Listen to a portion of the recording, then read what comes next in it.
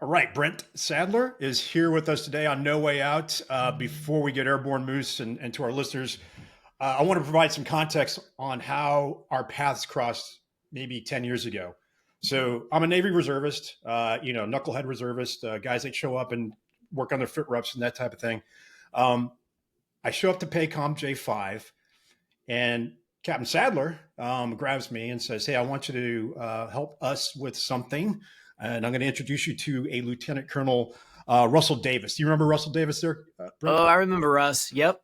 Yeah. So Russ grabs me, and the three of us sit down, and we start talking about complex adaptive systems, the Cynefin framework, and John Boyd's Observe, Orient, Decide, Act loop. And I'm like, great place to be. Complexity thinkers, my type of people.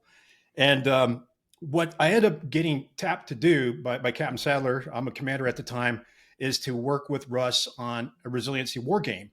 And that war game, we can't get into a lot of details about it here. Maybe Brent could talk a little bit more about how that has influenced maritime strategy and strategy in INDOPACOM.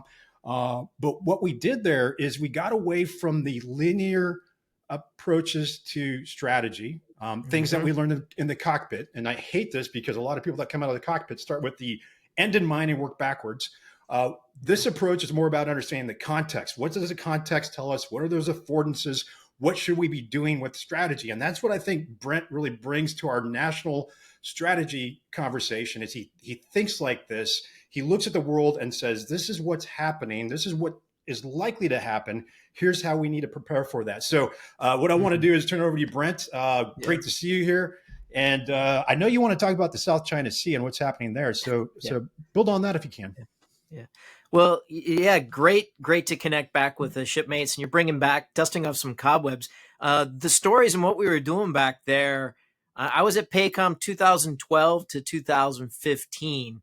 So when we met, I had been, I think, about 2 years of very little sleep, dealing with, talking with all our folks in the Western Pacific and East Asia. So U.S. Forces Korea, our embassy folks in places like India, but also in Malaysia, the Philippines, and of course, deployed units. And then at the other time of the day, I'm dealing with the DC folks. So I never got any sleep because Hawaii is like right in the middle of that. And we were doing the rebalanced Asia Pacific. And what became very clear early on is business as usual wasn't working. And the other thing is when I came to PACOM, INDOPACOM now, but PACOM at the time, my mandate was take the China expertise that I was able to put in place here in DC and start what was called a competitive strategic strategy.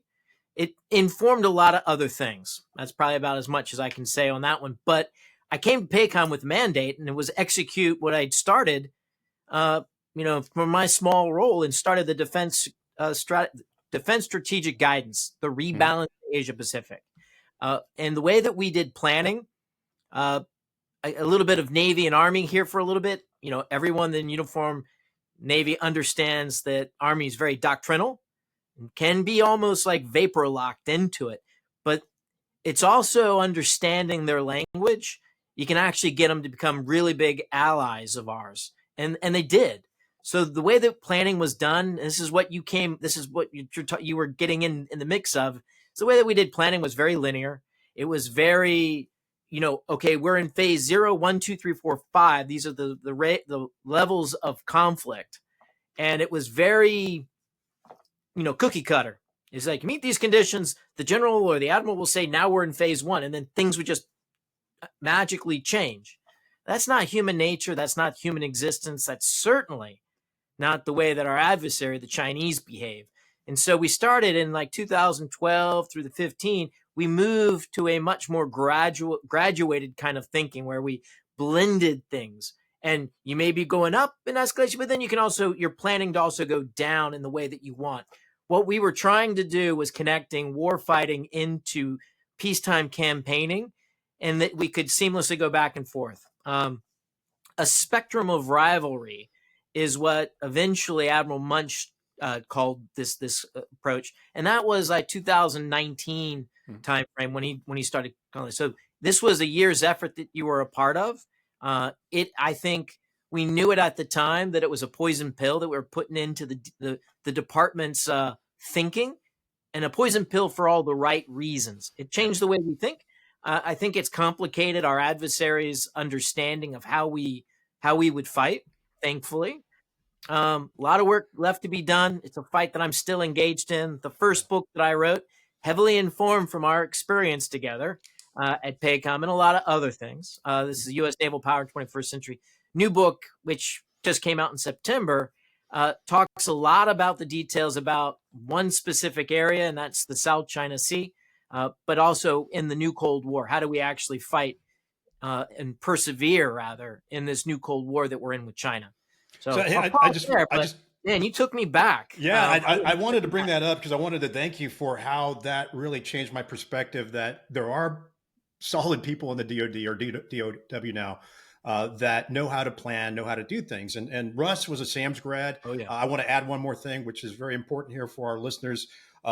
Grant Hammond was Russ's advisor, I believe, around Air Command and Staff College time to his transition to SAMS. For those of you who are not familiar with Grant Hammond, he is the author of A Mind of War and also the author of A Discourse on Winning and Losing, which is John Boyd's work, which we talk about quite a bit. So to have that type of influence, that nonlinear thinking, that understanding context is critical. And there are pockets inside our Department of War now that know how to do this. And Brent gave me that opportunity to actually utilize these tools and techniques and experiment and probe to see what we can get. And I would say that experience with the resiliency war game was probably one of the most exciting things I got to do at a strategic level or operational level of warfare. So thanks for that, Brent. Yeah, your legacy lives on, by the way. I was in Hawaii not too long ago in the midst of, I wasn't invited because I stay away from the classified world now that I'm such a public figure out here now, out of uniform. So, but they were doing one of the successors of what you were beginning. So it's very much an appreciated challenge.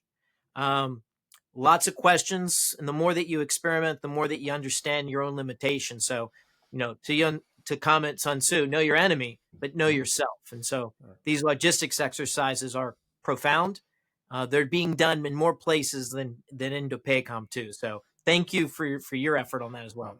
Thanks again. Hey, so we've had folks come on and talk about Force Design 2030 from the Marine Corps. I think a lot of that has built on some of the things we may have looked at years ago. It may be right or wrong. We'll maybe check in with you on that here in a moment. We also look at understanding context and probing and that type of thing, as well as unrestricted warfare by the Chinese, the Chinese doctrine that may or may not be out there. The current sense that I get from folks is that we're waiting for a kinetic war to happen. The way Moose and I look at it right now, we're already at war with the Chinese, right? We're already at, it's a fifth generation, maybe a fourth generation type of warfare. Can we get your thoughts on that right now? Are we at war? Yeah. In the Communist Chinese or the Chinese Communist Party's mentality, yes.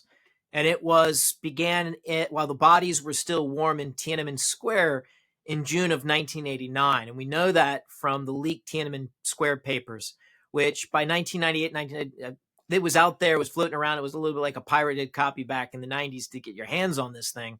But you can find it now and you can read it and you can see the deliberations very clearly. The Chinese Communist Party under Deng Xiaoping, the supposed moderate and one that was going to bring China into like a Western free market economy, and one that we could live with, was the leader in making that distinction. So the Chinese Communist Party is what it is. Its colors remain communist red, and it's not compatible with a free markets, and it's not compatible with individual liberties, the sovereignty being with the individual. So yeah, we're at war. It's a war with Chinese characteristics. So subterfuge, deceit, hedging every action so that you can actually further your own interests. Things like educational exchanges with like middle schools or high schools are in the context of this war in the Communist Party's mind. We don't think about it that way, but we have to. We're about 25 years late to task. That it's economic, it's diplomatic, it's societal, it's informational, and where I think most of the listeners to your show, military as well. And so yes, and you see it, and you know what you're looking for.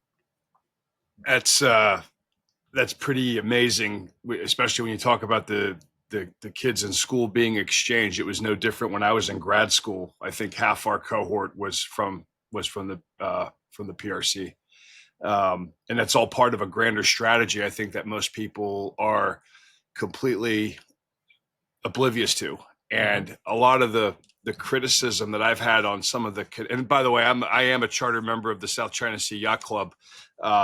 I spent a year on a cooperative engagement float back in 2000 when we were, keeping relations up, and that sort of a thing. And I'm sure at some point we'll talk about Fat Leonard, which is someone I saw with my own eyes and met. But what you were alluding to when you talk about things like exchange programs and things like I'm saying about like my grad school cohort being, half from PRC, and we think of things that are happening like lawfare and currency war and other things that were written about in unrestricted warfare. It seems to me that a completely myopic view of only focusing on kinetic possibilities is completely short-sighted, given the real and present danger of China, who tends to understand complexity and Sun Tzu and John Boyd more than it seems that our own country does. Yeah, I mean, there's a lot there. I mean, I was a flag lieutenant at 7th Fleet, so I may have actually visited with the admiral. Well, carrot float, right? Cooperation afloat, readiness. Oh yeah, I remember carrots. We did a lot of our stuff. paths crossed. Yeah. Oh yeah, I'm sure we crossed paths. Both old Westpac sailors and Marines. Luckily, as a first lieutenant field artillery officer, I was of no value to Fat Leonard. So, but he was there though. Yeah. So anyway, my goal, it's a shame what Fat Leonard was able to do, but again, like all of us that live on the sea, death can come at any moment. You always have to be vigilant. Yeah. Even when peacetime, because the ocean is unforgiving to the stupid, and when you make a mistake, she's willing to take you right away. So it's much the same way. There are a lot of grifters and folks out there trying to take advantage, and leadership had a lapse. It's the best way to put it. And Fat Leonard was always an ever-present risk. He was known. I kept him away from the ship, the Blue Ridge, for my tenure. Not even allowed on the pier. He tried numerous times to get on board. I did a very long junior officer tour back in the 90s. It was like almost 4.5 years. And my last Westpac, we pulled into Pattaya, Thailand, and the skipper had me on the periscope, said, "Look at the pier. I'm not leaving if you see a big fat guy." And I'm like, "Yeah, there's a fat guy. What kind of fat guy am I looking for?" And I flip. He looks through the scope. He says, "I'm just stay on the ship. I'm not leaving." Yeah, I mean, Fat Leonard, the name Fat was actually an understatement. I mean, he was a ginormous being. I certainly love your comments of I believe, even as a Marine, we're naval too, and I think that our edge, whether we're naval aviators, whether we're subsurface, surfaced, anybody in the naval branches has that edge of calculating in the sea, which is the one natural ever present force of constant change. You're constantly adjusting for it. I wonder about there's another dichotomy there that is kind of a weird thing, is when he was operational, we actually were pretty effective with him. And that was one of the major points of the podcast series on him that we had Tom Wright on to come and talk about, was the fact that, hey, all of this bad shit happened and this is really bad and repugnant. And yet at the same time, our national security and whatever in the South China Sea and other places was actually pretty effective, irrespective of all the immoral and unethical things that, from time immemorial, since sailors have put to sea, this is not new. This is nothing new. I guess it's probably new in a media environment like we have. Well, you need to know who you're dealing with. And when you did, at least from my experience as a flag lieutenant, so junior officer or Westpac sailor all the way through to 2001 as a flag lieutenant, know who you're dealing with, know what role they're playing. I mean, it's warfare and it's competition with bad people that we're trying to outmaneuver and outsmart. You're going to have bad actors that will be allies at times, but there's always a risk. And so, again, it's just the nature of doing business. The legacy of the Fat Leonard scandal, I think, was far worse. The consequence was far worse than, they should have hammered the individuals that did the bad things. Yeah. It had a chilling effect over port visits and engagement throughout Southeast Asia for a long time. I was a defense attaché in Malaysia, and I was fighting this, and this was 2017 to 18 timeframe. And that actually had a tactical and strategic impact on our ability to deter what the Chinese were doing. So I think we've turned a corner, but we have to be always vigilant. Let's pivot it back to the overall theme and get away from Fat Leonard, but just really point to the fact that it does what Fat Leonard shows amongst all the other things that we've talked about is that the complexity of this. There's nothing simple of point A, point B. We're the good guys, they're the bad guys. It's not that simple. It's extremely complex. No, the concept, again, from my lessons growing up in Asia, and then as a junior, and all those experiences, the Fat Leonard's in the mix of that.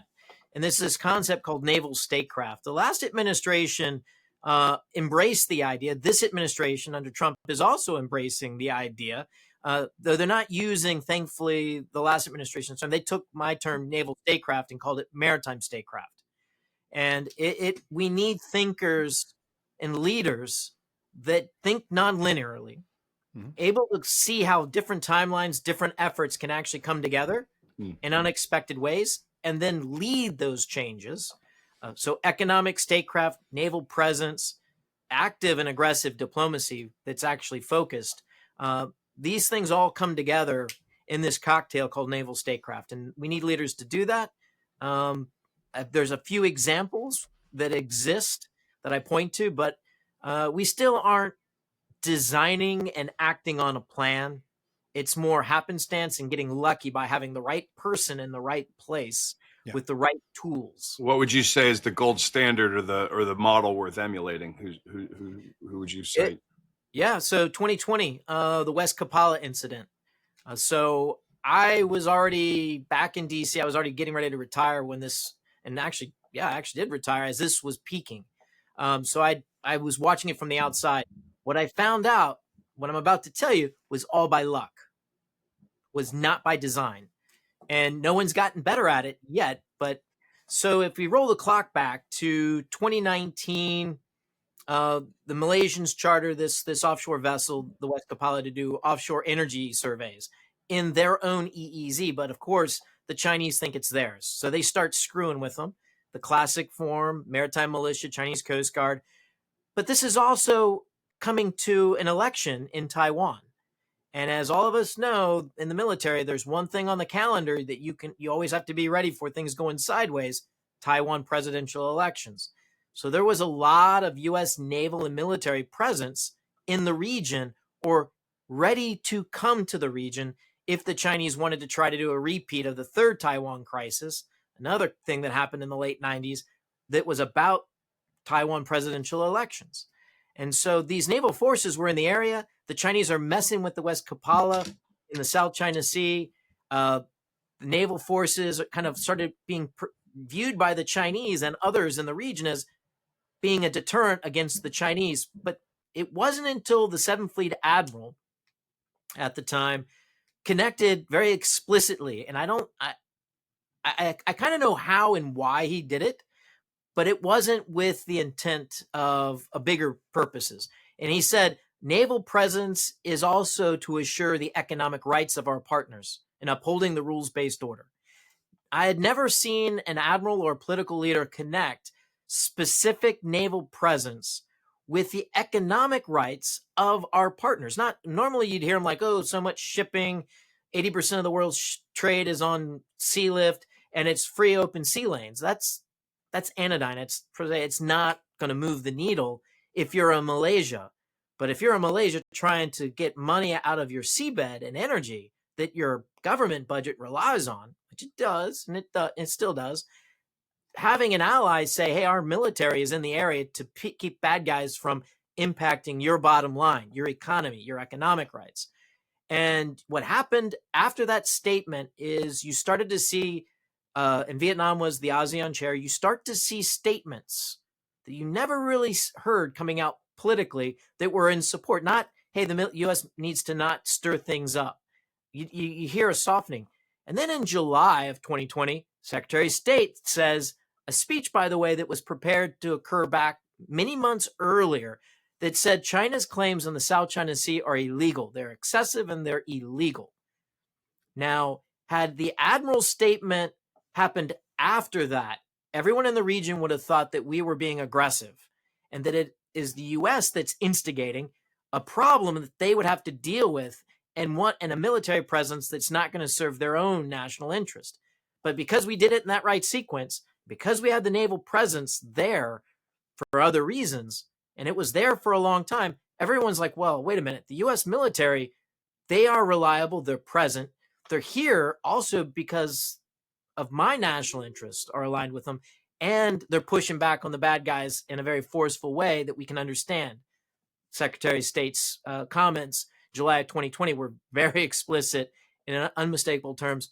And then to add the cherry on top, after that, polling across ASEAN countries showed that the United States was the security partner of choice by wide margins. That was a change from a year before. And also that China was not the economic partner that they wanted. It was more aspirational. So things changed all for the better at the populist level. And the elites in the region started submitting demarches, public demarches to the United Nations, as well as to Beijing, that their actions were unhelpful. That is an example of naval statecraft. Economics and understanding your partner's needs, backed with a visible and persistent presence at the right place with the right type of platforms, and of course, very aggressive diplomacy, targeted aggressive diplomacy. Hey, Brent, at the moment you have two aviators leading up, one leading up Indo-PACOM, and then you have another one leading up PAC Fleet. Yep. You know how I started the statement that, hey, we can't take that aviation mindset and start with the end in mind and work backwards. You have them in a room. You have an opportunity to talk to them about what they should be doing. What is your advice to them right now, given the current situation? And maybe you should provide some context of what's going on in the South China Sea today and what we need to be doing to counteract that, and maybe what we ought to be doing in the future with our forces positioning there. Yeah, I've actually talked to a couple of those folks in the past, and I've worked with Admiral Paparo, shipmates together on the CNO's personal staff while we were both captains. So they wouldn't be surprised by the following. First, we're not organized for task. The Chinese have been waging an aggressive long-term maritime insurgency. The target, the center of gravity is not the U.S. Navy in the South China Sea for them. It's a peacetime competition over the patterns of behavior and what its competitors, its neighbors view as their waters. They want to change that. It's not a war fight. So it's an insurrection or an insurgency against the rules-based order, which is UNCLOS, where territorial seas begin and end, and where what economic rights are included in everyone's EEZs. The Chinese are trying to make it all their waters. And so that's the goal, and we haven't really realized it. So the leadership now in the last few years, I think everyone gets it. But is that like a Monroe Doctrine, like a Monroe Doctrine type framework? Not really. I again use an Army doctrine to help rally. So counterinsurgency, the people are the center of gravity. In a maritime counterinsurgency using Army doctrine, the center of gravity are the fishermen. It's the offshore oil exploration. It's the economic livelihood that's the center of gravity. It's why the West Capella incident was so why it worked. Mm-hmm. I just mean from the standpoint of do they have a sphere of influence premise that we do here in our own hemisphere with, say, the Caribbean and everything else? Yeah, so absolutely. But once upon a time on Admiral Greenert's personal staff, when I first 2011, this was one of the early go find out what's driving them. Why are they reading all about my hand? Yes, they do have that kind of, and they've very diligently read our history and the world history on this to try to make their case. So they know what they want, and they're trying to rationalize it. And the rationalization is like, well, yeah, you use your Monroe Doctrine, but it's a misunderstanding of the history. The Monroe Doctrine was about protecting the uprisings and the revolutions for Bolivar Revolution throughout Latin America in the early part of the 1800s, to keep the Europeans, specifically the Spanish Empire, which was kind of the evil empire of its day for Americans, out from suppressing and murdering all of the potential democratic revolutions that were going on at the time. So that's kind of the historical genesis. Was we were trying to keep these influences out because the British, the French, the Dutch, they were already there with their own colonial presence. So it's important to understand. But for Chinese Communist narrative, they know that historical difference. They use it of like, this is our area, our sphere of influence. So they definitely got and studied that very much. They've also studied our World War II history in the Pacific, which, if we want to go back to the logistics, they're taking a page out of our lessons learned of 1941, 1942.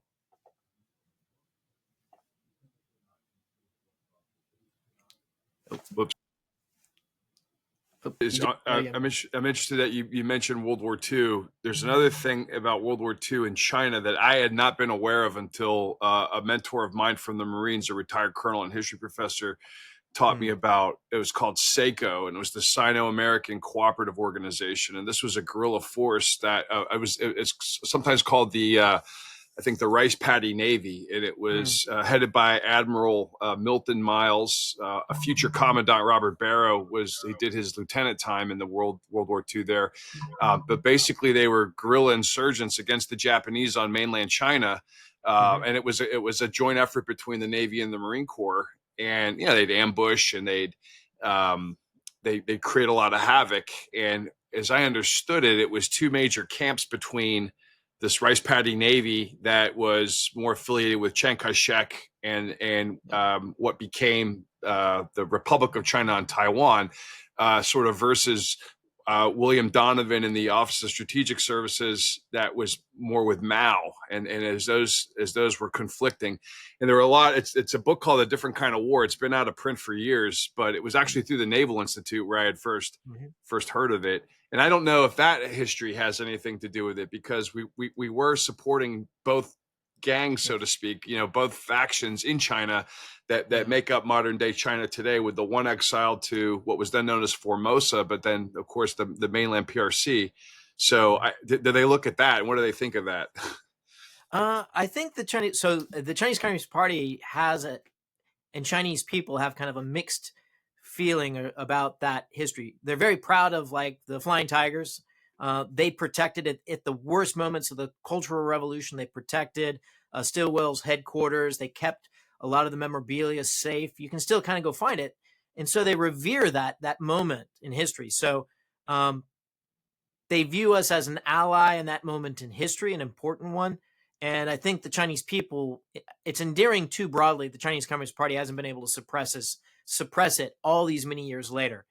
They're not taking lessons from it, I think, because it doesn't serve their purpose. Their purpose is suppress their people and move out to acquire more resources, more influence, in their near abroad. And how do they actually persevere in a war over Taiwan? That last one's the most important. The persevere in a war over Taiwan is really what animates a lot.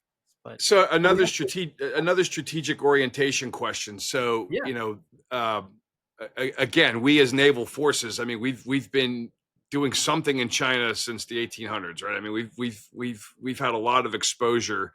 I think that the naval forces, the Navy, specifically the Navy and the Marine Corps, we've had a lot of Eastern influence, and it's traceable back very far. James Bradley, who wrote the book Flags of Our Fathers, and the other one about the Aishima raids, and I can't think of the name, Flyboys. He also wrote a book called The China Mirage, and he's talking about how the past 100 years that China is recovering morally, from what they view as Western damage upon them or Western incursion upon them, starting with the Opium Wars and going through things like the Boxer Rebellion and the China Marines and the Shanghai Presence and everything like that. And how much of that history still weighs on their minds when it comes to diplomacy? Because, for most Americans, if our age, history started on 9/11. For most people at a young age, say like my kids in college, history started on the day that Trump took office and everything's gone to hell, right? So like we don't have the scope and breadth of history and a strategic lens that they do, which can go several centuries. What effect is that having on things? Yeah, no, the Chinese Communist Party has hijacked that history of the 100 years of humiliation. Yeah. And they use it as a rationale for their excessive behavior and their bullying. Quite frankly, their neighbors in the region know better, but they don't have a whole lot of options unless they get strong partners like the U.S. acting a lot smarter and informed by this, understanding this history. So the Chinese Communist Party, they use it as part of their mandate, is that they are bringing back China to its global dominant role that they always felt entitled to. And it is a form of entitlement. I mean, China is, you look at the characters, it's central country or central empire, central kingdom. They view themselves as that, very literally. But it's also not honest historically. And I think there's a lesson here for Americans to take. And I've got a book that I got when I was like 10 years old sitting on the bookshelf behind me down here. That's The 100 Years of Humiliation. It's the title. It's a lot of really graphic pictures. But I read it when I was like 8th grade.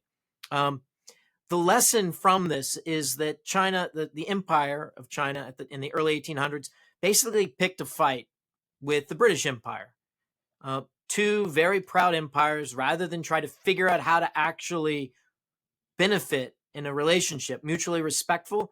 The Chinese were too arrogant, and the British Empire was too proud to accept that arrogance. And eventually, because the Chinese lost sight of having a strong, vibrant military and society, become corrupted over time, a lot of weaknesses, they eventually, over a series, it wasn't just the British, the French also had an opium war as well with the Chinese. The Chinese had basically picked fights in the first half of the 1800s with basically every major imperial power. So they were not smart diplomatically at the time, highly arrogant, and they kept losing.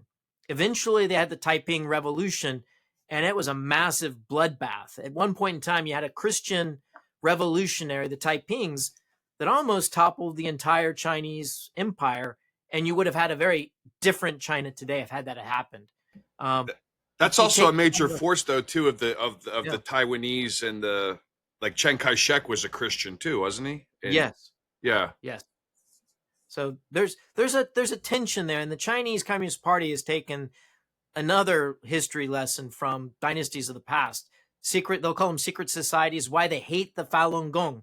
It's like an exercise and meditation group, but they view them with high suspicion, and therefore they overreact.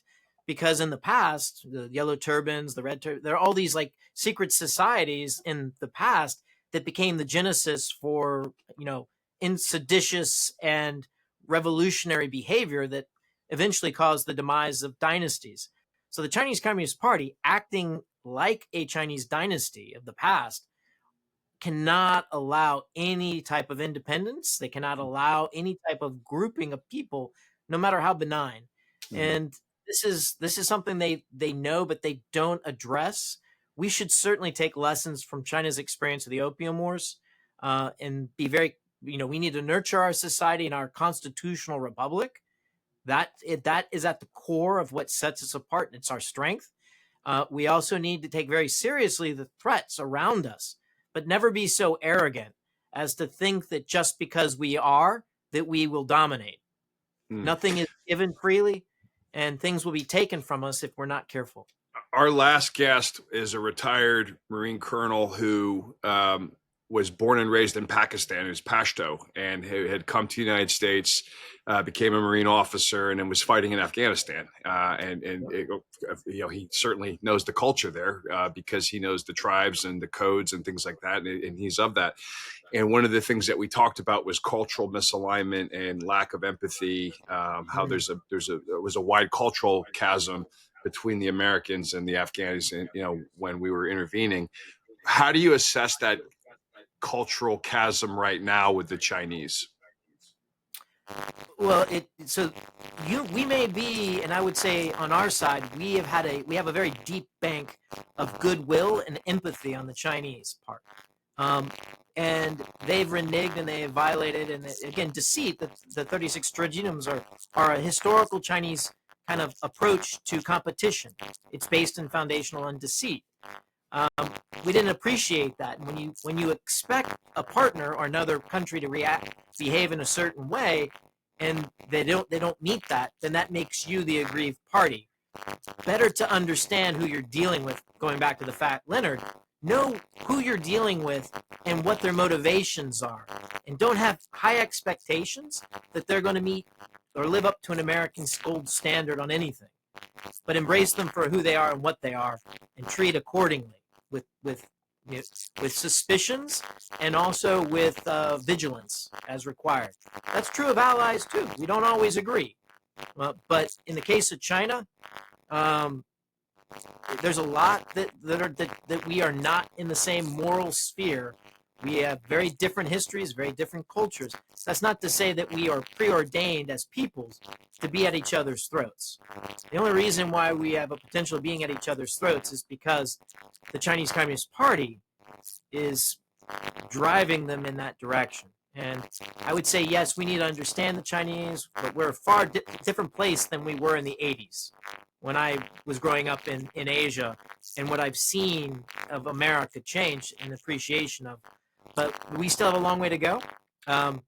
We tend to think the best in people, even when it's not there.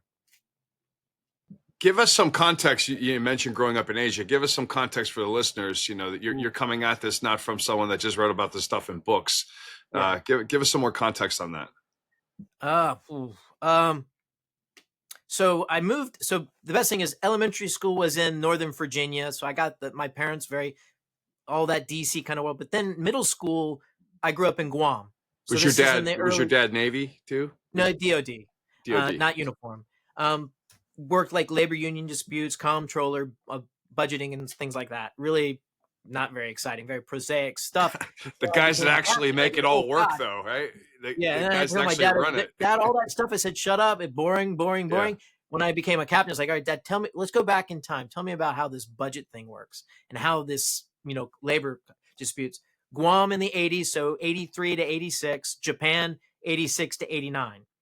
Some of the key life moments, the people power movement in the Philippines.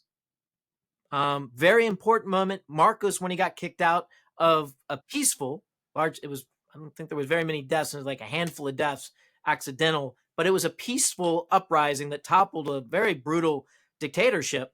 Yeah. And an ally of the United Corazon Aquino came in right after they had killed Nino. Yeah. So he flew through Guam. It was in the news, going off to exile in Hawaii. Also around that time before that, I also went to China with my father through Hong Kong in 1985, early 85. And we went into into southern China in the early days of the open door policy under Deng Xiaoping's efforts. Very, very different China. Everyone was in white Mao suits. There was a very tense moment where my father was going to take a photograph and the entire street stopped. Like you walk into the wrong bar and the record stops. The record scratches. Yeah. So it was exactly like that because we were taking a picture and there was a PLA senior officer smoking a cigarette leaning against a light post, and everyone stopped and looked at us. And my father got extremely nervous, and our handlers were nearby but didn't see this. And as we're walking away, a Chinese gentleman, maybe my age, but he looked a little older, in a Mao suit, was looking around, but he was making a beeline for me. And he came up and he looked around and he shook my hand and he leaned in and he said, "I love America." And then he scooted off. Fast forward 1989, friends of mine were in Tiananmen Square the day before the tanks. They were tourists. I had words with their parents now, but we were high school classmates and they got stuck in Beijing. And of course, we heard all the news and all the stories, things that weren't getting out. We were getting through. This was not the internet days, but we were getting a lot of that. And so these kind of events and life experiences definitely shaped. And again, the books I write and my work is you're kind of getting at what's my North Star? Yeah. It's preventing what the Chinese have said they want to be prepared to wage a war and win in 2027. It's been all towards that. So our time at INDOPACOM was all driven by the same understanding that the calculations The goal remains the same in Beijing. They feel entitled to preeminence across the world economically, socially, diplomatically, and militarily.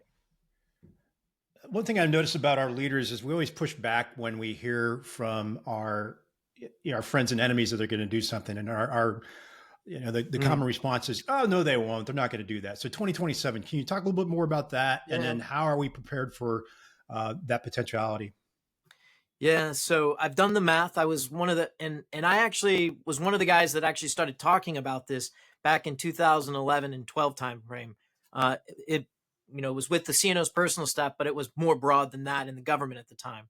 I also, again, there was things that I saw in late 2020 that also got my attention. And so in January of 2021, I wrote an article that basically said, for the following reasons, the Chinese have accelerated their timelines from 2035 to 2020, before the end of the decade. I knew I was postulating 2027, but I didn't say that because at that time, Admiral Davidson hadn't said his famous March 2021 testimony, where it's 2027. But it was there for everyone to see it. The data is irrefutable. But are we ready for 2027? If that's the question, not really. And I say that because war is perhaps the most unpredictable, riskiest endeavor that human beings ever enter into. An underdog can defeat the Goliath. It's in the Bible. It's a nature of human beings. Just because you have the most modern and largest military doesn't bestow upon you guaranteed victory. And I think we have had this kind of victor's euphoria for far too long, which is not deserved. And we have to know ourselves better. So there is a competency at sea and warfighting that we need to be much more sincere and honest. We've performed very well as sailors, Marines, soldiers, airmen, like in the Red Sea. But that ain't a fight with the Chinese. That's like junior varsity or kids soccer compared to pro that we have to be ready for. And there's going to be a lot of bloodshed. And that shock of the first punch, we need to be ready for it. I'm not sure we're there. We have some leaders. We have a lot of chiefs. We got a lot of gunnies. We got a lot of good folks.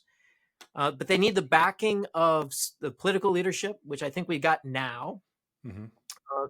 But I also think we need to have the ships and the munitions that matter. It's not enough to have the spirit or the heart of the sailor if they don't have the ship and the weapon to put lead on target. So I'm right in Virginia Beach, not too far from Newport News. We've had folks come on the show to talk about shipbuilding in the past. We've had actually folks that looked at Charlie Protzman, who really understands the Toyota production system and lean manufacturing, and how awesome our production capability was in Newport News just 80, 90 years ago, right? We don't have that today. And we had the former skipper of the USS Ford on here talking about that. I spent some time with him and some other folks as they were working on the elevators in 2019, 2020, something like that. That ship's coming out of the yard. It has some problems. Our shipbuilding capability. Can you talk a little bit about that? Where are we and what do we need to do? No, so I've been on the leading edge of this. So as soon as I got out of the Navy, one of the great things of being at a think tank in DC is that I have a platform and I can basically talk truth to power and everything I back up with facts. On the shipbuilding, I came out gunning for how to improve Navy shipbuilding, and I knew the commercial maritime industrial sector was pretty bad. But everywhere I looked to try to find out, okay, well, let's bolster up naval shipbuilding by standing on top of or helping this part of the commercial sector. And there wasn't anything there. So the problem was actually much worse than I ever imagined. And it's still, I get surprised on how bad it is. That's not to say that it's impossible. Defeat is a choice. And we can and we have recovered from very bad industrial capacity in shipbuilding. World War I is the case study in this. We were late to task, but in the next war, we're not going to be able to rely on the British Empire or the French to bail us out or to delay in the next World War. We will be the ones in the front. And so when it comes to shipbuilding, we have the people. There's a lot of industries that are adjacent to shipbuilding, technical competencies that transfer into it. say in construction, wire and cable runs. You do that in apartment buildings. You do that in big tech centers that are being built. You can do that on a ship. You have to learn a little bit, of course, and transfer that, but skill sets that are transferable. Same thing with welding. It's not a question of we don't have enough people. It's a question of paying them, training them, and getting them the work. And so the orders come to mind on this. We need to have a steady and predictable demand signal for stable designs as a Kickstarter to get the capital investment to grow the waterfront. The way that we've been doing business with these publicly traded prime is not the number one customer is not the Navy. It's the shareholders. And that's not a ding. I don't ding the business folks for doing what they do. They have to make a profit. They have a business. The people that work for them's livelihoods depend on that business model. But what Congress needs to do is they need to change the incentive structure. This is not for the Navy. This is beyond Navy's capability. Congress needs to change the incentive structure. So inside things like the Ships for America Act, another thing very much been involved in from its genesis, is that we need to look at tools like what the Estonians use, which is a distributed profit tax, to encourage reinvestment of profits into workforce and capital infrastructure. That's how you grow the shipyards without a war that demands national, presidential authorities moving resources. We're talking peacetime, and ideally it always stays there. And also attracting capital from our allies, not China. They're not in this discussion, but to attract investment in the United States, like Hanwha in Philadelphia shipyard, a canary in the coal mine of this idea, quite frankly. And we'll see how it goes. By all accounts, it's proceeding as planned and having the desired effects there. But we need to attract investment, which is happening. Tens of billions of dollars is flowing into this industrial sector. But we need the orders. And Congress and the Navy's business as usual approach here ain't going to do it. It's one of the reasons why I've been calling for a Naval Act. Using the language and the ideas of the late 30s Naval Acts. The Navy knows what ships it needs, and in designs that are already in series production. Flight 3 destroyers. Okay, yeah, we've been building those. We're going to continue building those. We need those. Virginia-class nuclear submarines. We know that. So if you look at the 5-year, the future years plan, the FIDIP, and you just say, okay, let's add up all of the stable design ships that are in there. And I've looked at the last few years, and I said, let's just build these 45 ships. Give me a dedicated budget, appropriate it, and let's get a lot of that money into the system so that capital investments can be made to deliver this order of ships. The other thing is it also helps the Wall Street side of it too, because now they've got the backlog and they've got the assurity of orders. So you do those other things I mentioned earlier, like a distributed profit tax to incentivize, but it also makes a lot of sense from the way the business works.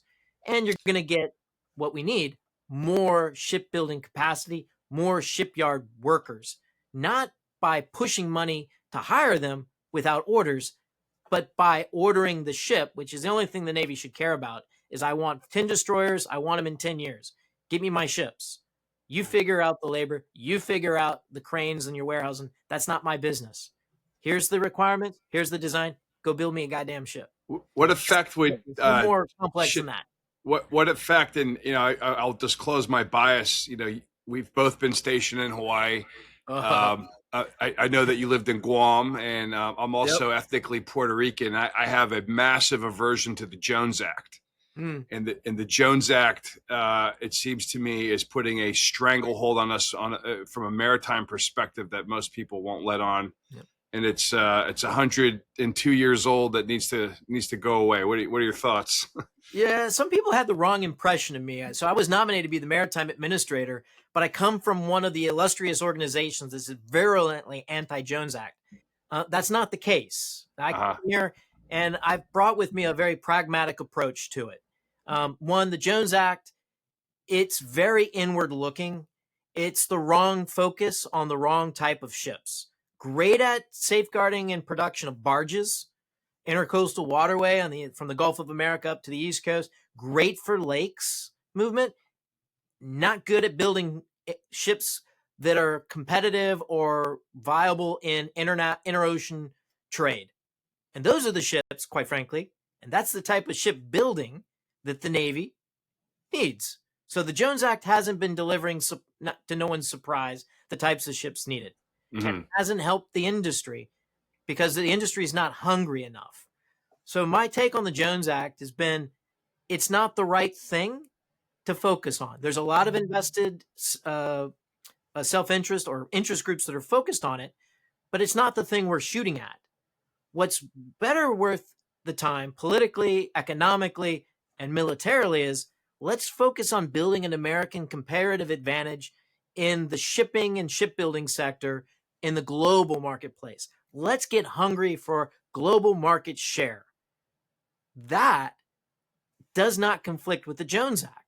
And in fact, some elements of the Jones Act are helpful to kickstart that effort. And that's captured in the Ships for America legislation. That spirit is in there. President's executive order, regaining America's maritime dominance. That spirit is in there too. And it's, eventually, if we get a competitive edge and we start to get call it a fiducial level of market share, that we have a healthy, not a dominant, but a healthy maritime industrial base in the global marketplace, we'll be able to build Navy ships on time at cost. We'll be able to meet our national security needs to shipping and repair if we're in a war to get those ships back to the fight. We can't do that today. And when you do that, the need for the Jones Act will evaporate. It won't be necessary anymore. We will have a very healthy maritime industrial base, and you never have to take it off the books. It's just there, but it's no longer really an issue. And the special interest will have adapted and they will overcome it, and it will no longer be necessary. So my point on that is, you don't need to repeal it. Revising it is also, anathema to too many folks. Better is focus in on what matters. Competition in the global maritime space. That'll get the Navy the types of capacity, the types of ships the nation needs. How about, so this is, my dad grew up in Panama, and I've always wondered about, my grandfather worked in the canal zone. Yep. And we handed it over. It's no longer ours. There's always been a move, and the Chinese seem very serious about this, of expanding their influence in Latin America, certainly around the sea lanes of a Nicaraguan canal, which would be a sea level canal, would not require locks, unlike the Panama Canal. No matter how much you widen it, you still have to deal with the fact that the Pacific and the Atlantic are not on the same altitude. What are the discussions around that? You hear things, people say, oh, and when so-and-so's elected, we're going to take the canal zone back, or, we're going to build a Nicaraguan canal. Yep. How important are those things, especially with China, because they have had so much influence on South America? Yeah. So I'm with you on the Panama Canal. I remember the history of this. I had friends that actually went and fought there in the 89 to go after Noriega. So very familiar with it. But set aside the history and the patriotism aspects of it, just from a pure economic and security aspect, the Panama Canal is critical for the United States. The Suez Canal, when it got shut down because the Ever Given turned sideways back in 2021, it was not really a matter to the U.S. economy. If the same thing were to happen in the Panama Canal, because we rely on it to move so much commerce from one side to the other, it would impact the U.S. economy in a very severe way. Eventually, things stable out, but the cost will have been sunk, and we will have swallowed an additional cost to doing business, and that's prosperity, lost prosperity. On the national security side, I mean, the reason why we built it was for national security, because there was, the newspapers were following every day the movement of steamers to go from the East Coast to the West Coast during like one of the late gold rushes in Alaska, and they're like, oh, this is bull. We need a better way to do this. And then, of course, the Spanish-American War gave another impetus for this. So that geography, doesn't change, but you can build canals and you kind of help work around it. So on what the Chinese have done specifically, it was clear that they were buying in to have influence.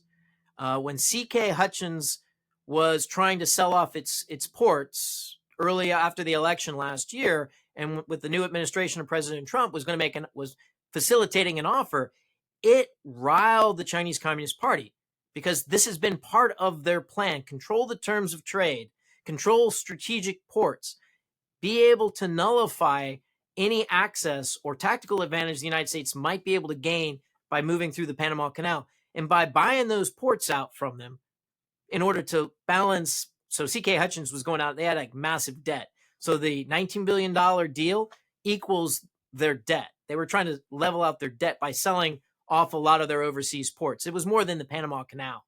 But the Chinese Communist Party would have had their entire decades-long strategic plan upturned by that move. And they still, I think, should have that canal purchase deal go forward without the Chinese Communist Party. There's an effort to include Costco in their state-run Chinese shipping company.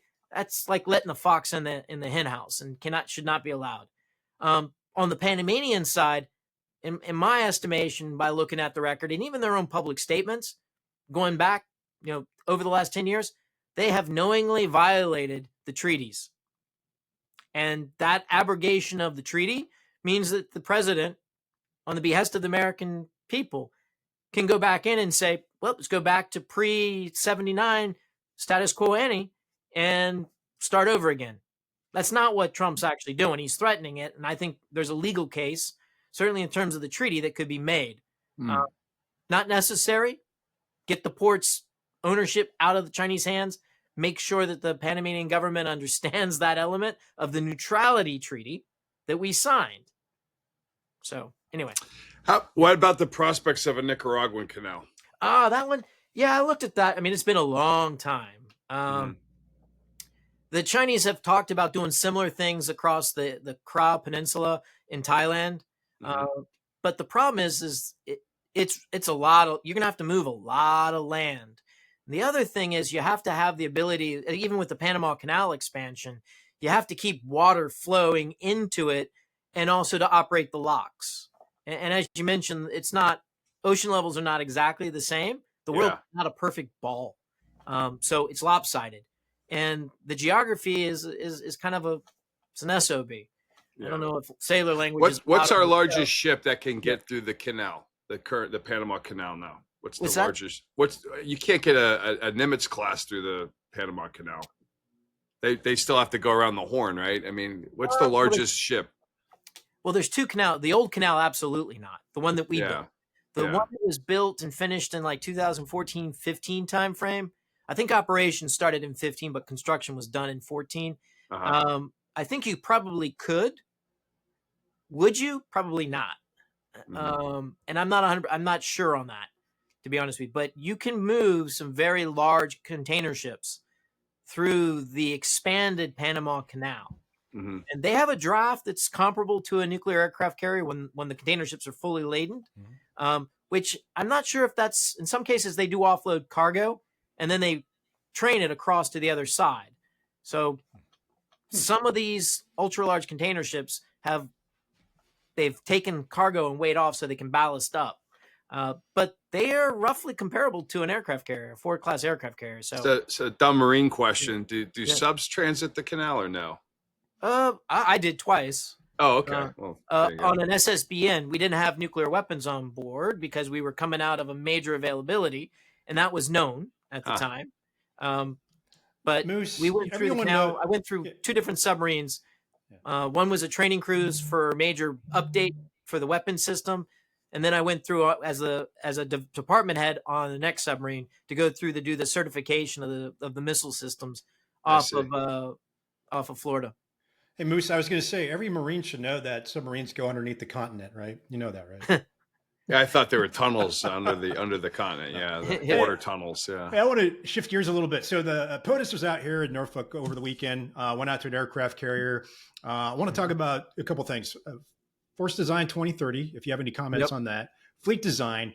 And I think in the news right now, we're looking at the 6th generation stealth fighter, FA-XX. I'll get your thoughts on any of those three.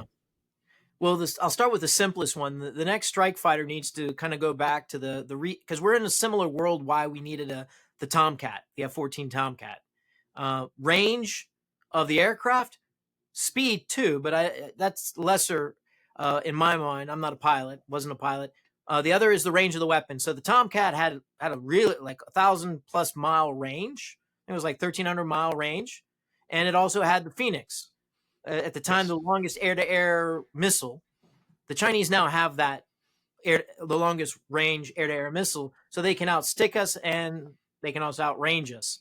So we need to have the range and the speed. So that I think the next fighter aircraft for the carrier needs to be a dedicated, like the Tomcat was, dedicated to that kind of fight. Range and speed, get the Chinese bombers before they get close enough. Get in. The other side of this is get in also to launch longer strike to prevent the China, so you can still operate beyond their anti-ship ballistic missiles. Yeah. So if you look in my new book, you'll see these 2 pictures where it kind of is concept graph about how these operations play out. And you'll see this rectangular area about 1,000 miles off of China's coast. That's the reason. Because that's also when you start thinking about the ranges of the anti-ship ballistic missiles, it's a nice place to be to launch sorties, and then you move in, you surge, and yeah. But that fighter is critical. So, but it needs to have range. Force Design 2030, the Marines. I kind of was there when the idea was birthed. We had Department of the Navy. Be careful how much I share, but Mattis and others from the Marines and future forces would come and brief us. And this goes back to, you might have seen some of the follow-on conversations, but Krevenovich came out in 2012 at PACOM, and we talked about archipelagic defense. So things like distributed lethality, low-key, all of that was just coming together, and these long-range fires ideas. So I'm a big fan of Force Design 2030. I'm not a big fan about how the Marines and the Navy work together on trying to figure out how they're going to get a critical element, which is their logistics connector ship, now the medium landing ship or medium amphibious. The names change so many times I lose track of it. But the requirements were pretty straightforward 10 years ago. And dinking around with the con ops that you haven't actually exercised on as a reason for delaying never really made sense to me. So in the meantime, the Filipinos and the Japanese are building the types of ships that our Marines and Army folks could be traveling on. This is the biggest thing on it. I do agree that armor, the M1 tanks for the Marines, I'm not a big fan of. I mean, the Marines need to be on ships. I'm a big fan of FMF, the Fleet Marine Force. Oh yeah, get them back on ships. That's why we have an anchor on the. Yeah. Well, but I guess I think some of the criticism has been the logistics of sitting on rocks and waiting for something to happen. It eliminates the first strike capability or the shock troop capability. The projection capability of a mission that the Army already does. So on this one, this is a good one about nonlinear thinking and action. So Ponch, when we were together at PACOM, I was just winning this debate. And the debate was, because I was twisting Army arms. I had the 94th AADC talking with me on the sidelines to get Army invested in long-range fires. So the first thing is, all right, if you're going to operate in the first island chain and you're going to challenge the Chinese, you're going to need certain types of weapons. Longer range surface-to-air missiles than we had in our inventory. Surface-to-surface, land as well as going after enemy ships, missiles that we didn't have in our inventory. And the INF treaty, this is 2012 timeframe, was still in force, even though we knew other people weren't following it. So we didn't have the weapons that validated why you would operate there. But we knew we needed to operate there in a way that would cause the Chinese problems. The other argument that I had is like, well, we're not being invited there, so therefore we shouldn't plan on being there. It's like, well, wait a minute. The reason you're not invited there is because you're operationally meaningless without the weapons. And you go there on exercises, maybe you should start exercising like you would actually fight in the first island chain, and the host nations would start to see that you're credible and start bringing some weapons that matter. And I would point you to, and back in 2015 in a Bala Katan exercise, we had a HIMARS go and shoot into the ocean. Yeah, whoop-de-doo. It wasn't the right kind of munition, but everyone saw it and the light bulbs were going off. So you have to think multiple timelines. It's like they're not going to invite you in if you're not a competent, reliable partner. So therefore, you have to actually invest in the weapon systems that assumes that you're going to be invited in to operate in the first island chain. So you had to do both. you had to basically eat both ends of the spaghetti noodle at the same time. Maybe that's not the right analogy, but anyway. You asked about the Navy force design. I got ideas on that one too, but I'll pause there. Yeah, so fleet design, the HIMARS thing you bring up, I work with the Army as an area defense commander under a JFAC type of scenario. So counter error scenario. Then we started integrating into ballistic missile defense, and then the HIMAR conversation. I know that gets into command and control problems, just like the Tomahawk does. Who owns the Tomahawk when it's inside of a theater, right? Is it the JFAC? Is it CFAC? Does it really matter? I don't know. But that's where I think you start crossing I don't know, laser beams, if you will, between a component commander and another component commander, where they're looking at it and going, hey, how do I use this Army asset when I need it for air or sea capability, maritime capability? So any thoughts to that where, they don't want to cross streams in that type of thinking? No, absolutely. So this used to frustrate me to all end. It's why we do fleet experimentation. It's why we do exercises, field exercises. Perfect cannot be allowed to become the enemy of good enough. So get out into the field, test the command structures, test the systems, test your soldiers and sailors and airmen. And when we started doing that, we learned very quickly. And I think from when we were dealing with this, everyone wanted to stick on PowerPoint deep because they were risk adverse on, oh my God, it's going to cost money to go do an exercise and we don't have enough money. And so no one was willing to put money down to actually start testing it. I would credit Putin for changing that. One is he violated the INF treaty and we broke that. So now we could start making these weapons that were needed.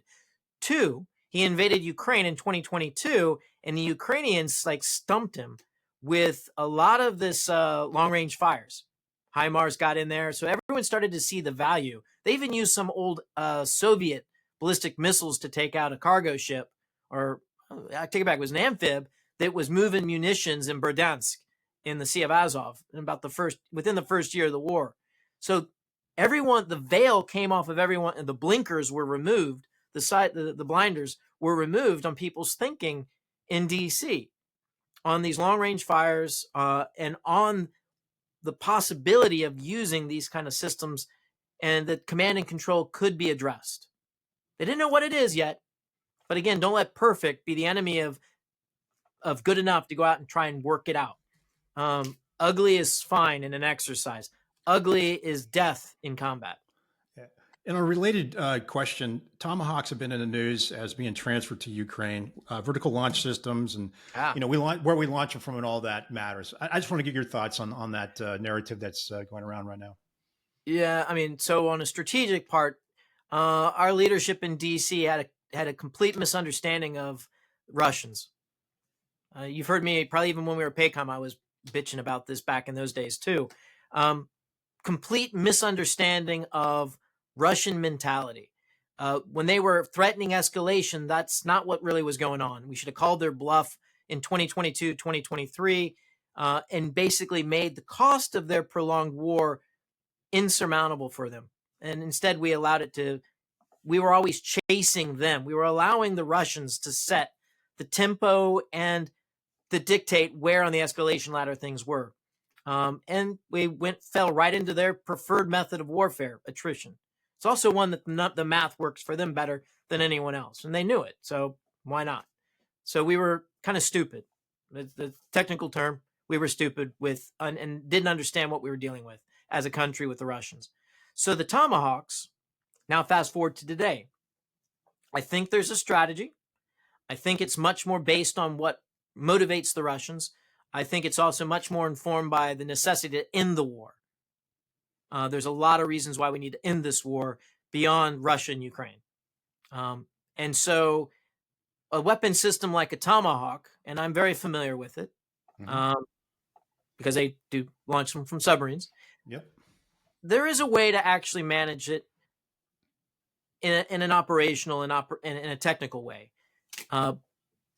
But having those systems, a weapon like that in theater that the Ukrainians are operating and targeting, that's the interesting piece. That will cause Putin a lot of consternation because so far he has protected the wealthier, the middle class, upper part, the white Russian population. Again, you got to kind of understand. I don't want to go through like the whole history of what's going on in Russia today, but it stabs right at the center of gravity of Putin right now. Yeah. And you're seeing some of this play out with Ukrainians targeting of Russian oil refineries. Oil refining, that's refined products, not really what the Russians are selling and making their money. They sell crude and LNG. The refined fuel is what their military and their citizens use to live their daily lives or to fight day to day. So when the Ukrainians are taking out the refineries, they're hurting the Russian populace and they're having an impact on military operations. And you can see this angst. The war is coming home for the Russian people in a way that it hadn't and hasn't really. That's not to say that bombs landing in Belgorod, which is like 20 miles away from the border, isn't registering with the Russian people, but it's not significant enough to move the needle in a Russian sensibilities. So we can't mirror Americans into Russians. We're very different. So the Tomahawk was one of my favorite weapons to plan for at the operational level of war when I was working at an Air and Space Operations Center. So Navy guy at an Air and Space Operations Center, going through CMSA, coming here to Norfolk to learn all that stuff, and to really integrate that into a scheme of maneuver that is just absolutely insane. And I'm not going to go into a lot of details here. Yeah. But as a planner, and I think you know this, that weapon brings so much to the table. And you know, our surface warfare officers and our submarine community, when they're launching them, big show, big excitement for them. Just so people know, that planning actually happens somewhere else. It's kind of cool how it works. It's probably one of the greatest stories in our military right now is how we integrate that weapon and plan for it. So, you know, I'm not going to say I'm for or against giving it to the Ukrainians, but it gives a great potential for them to do some good work there. Back to I will say it's important. There are various varieties of that weapon. Yep. And since it's digital, you can make changes to the programming of it, which is the targeting, such that you don't need that other place being an American other place. So Putin's full of crap when he's talking about only Americans can target it. So so we got into a lot of that type of that approach later on when I was at the Air and Space Operations Center. So really glad I got to spend some time with that. Back to fleet design though. Any other comments on that? So I wrote about it. So it's a short piece about a week ago because I've heard, and the reason I wrote that is I was hearing rumors that this new fleet design was coming out very soon, like maybe this week. I don't think that's going to happen. I think it's probably delayed. But I was given the indication by several sources that it was coming very soon. I don't know the specifics. Again, I don't know, but I haven't seen behind the curtain on this, which is also caused me a little concern because I hadn't heard any rumors or murmuring about or outreach that you normally would hear in town when something of this magnitude is being considered. So it was kind of like the absence of any noise on this, which typically there are in circles like I run. I would hear about it, or I would have been like included in some unclassified discussions. They try to figure out, okay, well, how's this jackass going to attack this once it's released, just to mitigate the outside flapping heads like me when it gets released. None of that has happened. So the first thing is, wow, this group's really good at OPSEC. The other thing that's nagging in my mind is maybe this thing was done in a vacuum. So I wrote an op-ed and said, hey, here are the things that matter. Number one, get firepower to sea. And you got to do it in the next 15 months and sustain getting more firepower to sea into the future. The only way you're going to meet that 15-month, you're going to have to start using unmanned systems like the USV Ranger that shot an SM-6 back in 2021. And I haven't done it since. So just get it out there. They can do picket ship kind of duty like we do with destroyers for missile defense of freaking Guam. Put some missiles on it or containers, let the Chinese guess, and just drill holes in the Philippine Sea within missile range. That's number one. Number two, operate in ways that actually cause concern and complicate Chinese war planning. So fleet scale exercises or events, operating, surging in, not just as like a couple ships or a carrier strike group, but as a fleet. fleet scale operations. Start doing them. And there's a lot inside that folks like the CNO has been talking about for years. You go basically IMCON, no signals, and you're operating as a self-contained kind of local Wi-Fi, or whatever you want to call it, where you're talking amongst yourselves, but you're operating independent. Start doing that. There's some other things in the South China Sea by reorganizing for the purpose. Like, I'm a big fan of First Fleet. You could do that too. Establish a First Fleet and operate to contest the Chinese in the peacetime. But you're also building up the backbone operationally, logistically, to sustain a fleet for a long war with China at the same time. The third and very critical, and this is the one that gets lost and sometimes just kind of gets shoved off on its own or given to others. What Navy decides to place its orders on has to be very deliberately done to increase the shipbuilding capacity and repair capacity of the same fleet that it's trying to build. So the 30-year shipbuilding plan should have an investment portfolio, part of it, and say, hey, we're going to buy these destroyers. And oh, by the way, we're going to try and get a second yard to build the Flight 3 so that we can grow out. And here's part of the plan and why it's going to cost more, Congress, because it's necessary. Oh, by the way, we're going to go ahead and do that second follow-on yard, even though the frigate is a little wobbly as a program, but we have a design that we can maybe tweak. We're going to go get a second yard to start building more frigates because the Navy needs them, but we're going to go do it in a different place so we get more workforce, we get more capacity. Yeah, it's going to be more expensive. It's not going to be an exact carbon copy of the constellation that Fincantieri is building, but it'll definitely incorporate all the lessons and all of the competencies that were learned to build so far to date, that ship. So those are the three elements of the force design that I'll be looking for and be grading it on an A to F scale. Hey, so I want to kind of wrap it up here, but before we do that, I've got some general questions for you. What is it like to do what you do up in DC? Is it frustrating? Is it fun? I mean, just give me some sense of what your day to day is like. Being on TV, I see you on TV from time to time. I'm like, I know that dude. Yeah, you probably recognize the background. All the stuff the wife doesn't allow to stay at home. So this is my office up in Capitol. So very rewarding. I got lucky. No, Heritage Foundation is not your normal think tank. I'm conservative, so it fits. They're a conservative think tank. Facts matter, and the mandate that I was given is follow. Make your recommendations based on facts. You'll get your day in court, and if your case is strong, then it becomes the voice of Heritage. And I've won several big fights. I mentioned the Jones Act one earlier on. So credit to Heritage Foundation that I've got a place to where my voice is heard, and I'm allowed to, and I go out and again, I have a platform then to telegraph that out and to speak truth to power. And our audience in the DC world, again, most think tanks are focused on the executive branch, the White House or State Department. We focus on Congress, both Republican and Democrat. So if you look back in the 2020 timeframe, when I joined in the summer 2020, you start to see me and she followed me as a flag lieutenant at 7th Fleet, Elaine Luria. Don't agree with a lot of her politics, but we both agreed very vigorously on Navy. And she talked truth to power. Enabling that was something that I consider very, very powerful. And also folks like Mike Gallagher. Yep. Now he's out of Congress, both of them are out, but he was also, so both a Republican and a Democrat. The Ships for America Act, et cetera. I can go on and on. So for me, it's been highly rewarding. And again, I make a case. It's based on math. It's based on good, solid logic, and then make the case. Because a strong Navy is not a partisan issue. It's an American issue. And that didn't happen organically. And I have to also put a pitch out. It's more than one person. I think you saw this when we were at PACOM. It takes a team.